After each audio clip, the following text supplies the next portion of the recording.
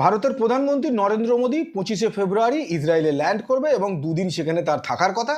কিন্তু তারই আগে ইসরায়েলের প্রেসিডেন্ট বেঞ্জামিন নেতানিয়াহু তিনি ঘোষণা করলেন যে বেশ কয়েকটা দেশকে নিয়ে একটা বোর্ড গঠন করা হবে যারা আগামী দিনে টেররিজমকে কাউন্টার করবে। এই যে বোর্ড গঠন করা হচ্ছে, যেটার নাম দেওয়া হয়েছে হেক্সাগন অ্যালায়েন্স, এইখানে মোটামুটিভাবে ইসরায়েল, ইন্ডিয়া, গ্রিস এবং সাইপ্রাস এই চারটে দেশ ঠিক হয়ে গেছে, কারণ নাম তিনি ঘোষণা করেছেন।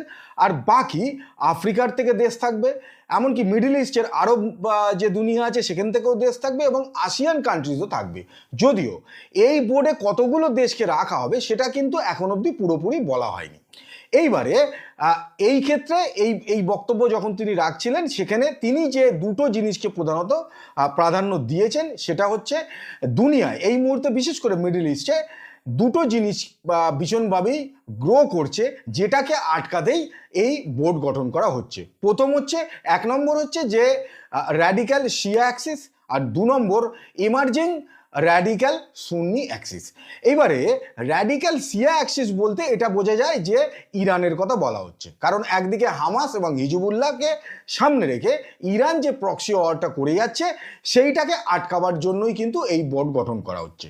আর দু নম্বর সুন্নি অ্যাক্সিস বলতে যেটাকেই বেসিক্যালি আর কি ইসরায়েল গুরুত্ব দিচ্ছে, তার কারণ হচ্ছে এই মুহূর্তে ইসলাম দুনিয়া একটা ইসলামিক ন্যাটো তৈরি করার কথা ভাবছে এবং সেখানে যে প্রধানত তিনটি দেশ সৌদি আরব, পাকিস্তান এবং টার্কি, এরাই কিন্তু মেন উদ্যোক্তা। এবারে এইখান থেকে তো এটা বোঝা যায় যে ইসরায়েল কেন এই বোর্ডটা গঠন করতে চাইছে। নরেন্দ্র মোদী ওখানে গেলে হয়তো ফাইনালি এটাই শিলমোহর পড়বে। এখন অবধিও ভারত এ বিষয়ে কোনো কিছু বলেনি, কিন্তু মোটামুটিভাবে কথা তো হয়েছে, না হলে বেঞ্জামিন নেতানিয়াহু এই কথা বলতেন না। এইবারে এখানে ভারতের একটা ইন্টারেস্ট আছে, কারণ পাকিস্তান এই মুহূর্তে সৌদি পাকিস্তান ডিফেন্স প্যাক্ট হয়ে রয়েছে, ফলে ভারতও যে কাউন্টার টেররিজমের ক্ষেত্রে যে দেশ অংশগ্রহণ করবে বা যে দেশ এগিয়ে আসবে ভারত তাকে হেল্প করবে, এ নিয়ে কোনো সন্দেহ নেই। এবং ইসরায়েলের যে এক্ষেত্রে কি ইন্টারেস্ট সেটাও বোঝা যায়। কিন্তু যে আসল দেশটা রয়েছে এর পেছনে লুকিয়ে আমেরিকা, তার ইন্টারেস্ট কি, সে আসলে কি চাইছে, সেটাই এবার আমরা বোঝার চেষ্টা করি। আমরা যদি গাজায় যে ঘটনাটা ঘটলো সেটাকে রেফারেন্স হিসেবে ধরি, তাহলে দেখা যাবে যে ইসরায়েলের ওপর হামাসের হামলা হলো। ইসরায়েল হামাসকে খতম করতে গিয়ে আদতে গাজা স্ট্রিপে যত ফিলিস্তিনি ছিল তাদেরকে মোটামুটিভাবে শেষ করে দেওয়া হলো। এইবারে সেখানে ট্রাম্প সিটি তৈরি হচ্ছে এবং এই ট্রাম্প সিটিতে সৌদি আরব একটা বিশাল টাকা ইনভেস্ট করছে। আর যে পাকিস্তান সবসময় প্যালেস্তিনিদের পাশে থাকার কথা বলেছিল, তারাই কিন্তু এখন সোলজার পাঠাচ্ছে, যদিও সেটাকে নাম দেওয়া হয়েছে শান্তি সেনা, টাকার বিনিময়ে পাঠাচ্ছে, কারণ টাকা দিলে পাকিস্তান সব কিছু করতে পারে, তাই টাকার বিনিময়ে এখন সোলজার পাঠাচ্ছে। আগামী দিনে হামাসের এগেনস্টে লড়বে পাকিস্তানের সোলজাররা। ইসরায়েল চাইছে না যে ইসরায়েলের সোলজাররা আর হামাসের সঙ্গে লড়াই করে তারা তাদের সেনা ক্ষয় করুক, তাই পাকিস্তান এগিয়ে এসেছে। এটা হলো গাজা স্ট্রিপের এই মুহূর্তে পরিস্থিতি। এইবারে দেখি যে আদতে এই যে মিডল ইস্টের গল্পটা আমেরিকা কি চাইছে। দেখুন, আমেরিকা কিন্তু এই যে কিছুদিন আগে আমরা দেখতে পেলাম যে পাকিস্তান এবং সৌদি আরবের মধ্যে একটা ডিফেন্স প্যাক্ট হয়ে গেল।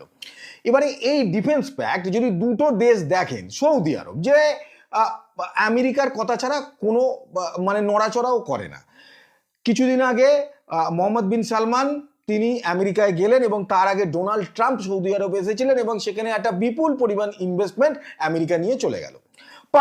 পাকিস্তানকে মোটামুটিভাবে লাতখোর দেশ আমেরিকা সেই মতোই কিন্তু ট্রিট করে। এবার এই দুটো দেশই আমেরিকার পারমিশন ছাড়া আমেরিকার বিরুদ্ধে গিয়ে কোনো একটা বোর্ড ফর্ম করছে বা ডিফেন্স প্যাক্ট করছে, এটা কিন্তু ভাবা যায় না।